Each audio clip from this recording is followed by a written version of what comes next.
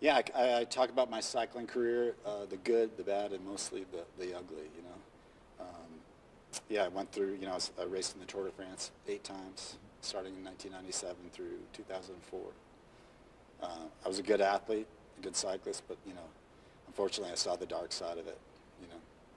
I certainly crossed the line, and yeah, there were, you know, I had a lot of deep secrets that I had kept in for a long time, not only about myself, but about the whole sport. I don't know, 5 years ago or so, I came out with the truth finally, and I realized that was the best thing for me and for the sport of cycling, and for a lot of other individuals, just to hear my stories. So, yeah, every once in a while I get to do a talk like this, and it's a great opportunity. You realized it was the best thing for you at what point? Because, I mean, how terrified were you going into that confession? Oh, terrified, yeah. I mean, honestly telling the truth, I mean, I thought about suicide. That's how dark it got, you know, which is insane. But yeah, I mean, I finally come into the terms with the truth. You know, the truth is the truth, and you know, it wasn't that pretty behind the scenes. You know, for all of us professional cyclists, it was a pretty ugly time. And I mean, I probably picked the wrong time to come into the sport of cycling, but yeah, I learned that I think the best thing I can do is really talk about it to help make a change. If I just, I thought for a long time the best solution was just to keep my mouth shut, to keep my head buried in the sand, and not tell the truth. Not only for myself, but for my sport of cycling, for all my old teammates and coworkers. Because it's a chain reaction. I mean, once it comes. comes. The truth, and you know, not everybody was so happy about it, but you know, the truth needed to be told. Were there times, or was there one specific time where you thought, in the middle of it, maybe after you did 60 Minutes, what have I done? Or after you wrote your book, what have I done? Or in the middle of testifying, what am I doing? Maybe I've gone too far? Yeah, I mean, I thought about that for sure. I mean, I had a lot of people that tell me that I went too far, that didn't want to hear the truth. So yeah, I mean, I still have plenty of people that probably don't like me, but I have a lot of people that forgave me. You know, I lied about it for a long time, denied the truth. Then once I really told the truth, I kind of came out of my own personal prison, and I think I gained a lot of respect from a lot of people who didn't maybe have a whole lot of respect for me or even the sport. So they caught you when you came out of the Olympics. And my details are somewhat sketchy. I denied it for a while. Denied. Like what happens. Denied. You know, you're expected to do that. You're expected to live by the code of the omerta, as we called it. You know, the code of silence. You know, you just you know, you take a hit for the team. You don't say. If you had to tell the truth, you're going to have to tell the whole truth, and you're going to have to implicate a lot of people. So, what was the last straw that pushed you over the top? Say, okay, I'm going to do this. Yeah, federal investigation into Lance Armstrong and my old team that I rode for, the U.S. Postal Service. So at that point, I've been backing up, and finally it was either, you know, jump off the cliff or tell the truth. So I did, and I felt so lucky. So I kind of went into that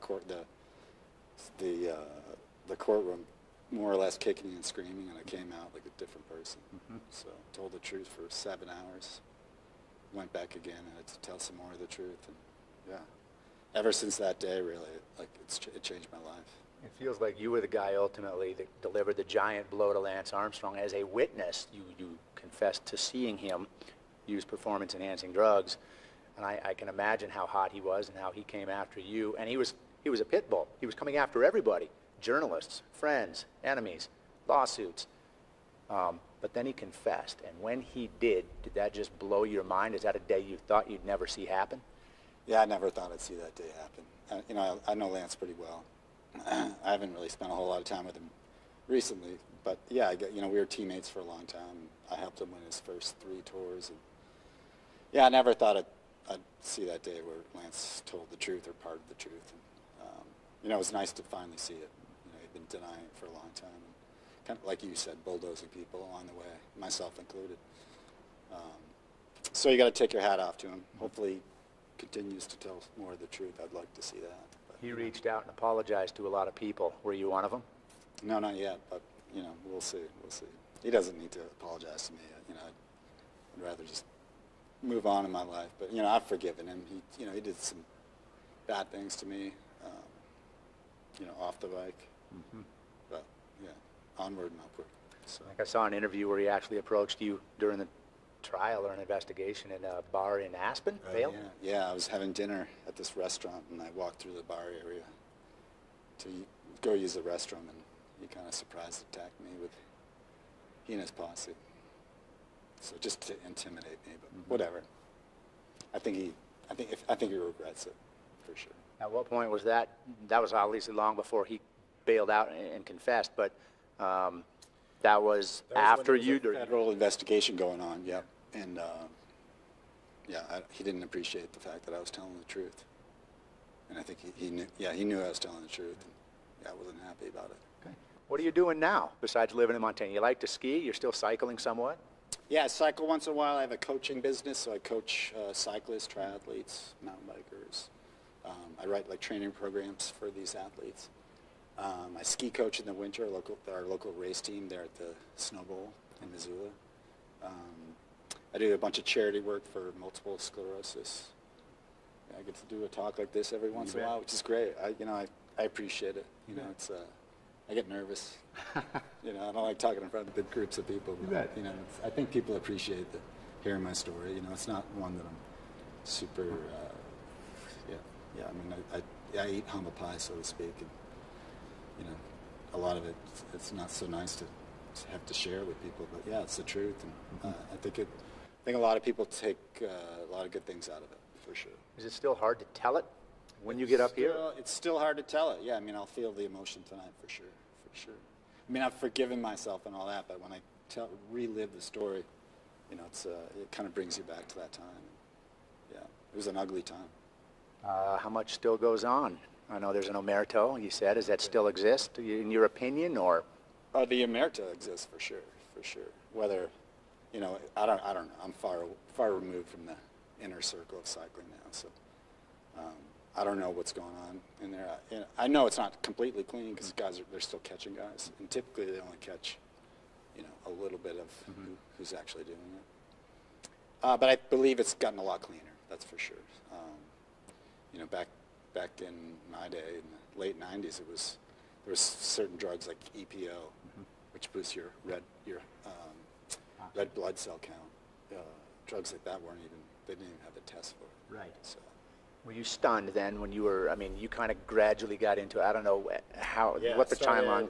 Started with a little red testosterone pill. They kind of slowly got you into it. It wasn't like you were doing the full Monty, so to speak, right away.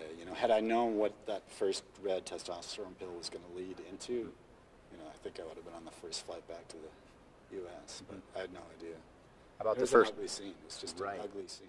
But accepted behind closed doors. So what was your reaction the first time you saw Lance? My first Tour de France was 1997. There was 210 starters. I'd be surprised if 5 were clean. Back in '97. So. What was your reaction the first time? How did you look at Lance Armstrong? You were a cyclist and you'd seen him. Was he a legend in your mind before you became a teammate of his, or did you become a buddy? And then what was your reaction the first time you saw him use? Yeah, he was definitely a legend. He was world champion before I even really started cycling.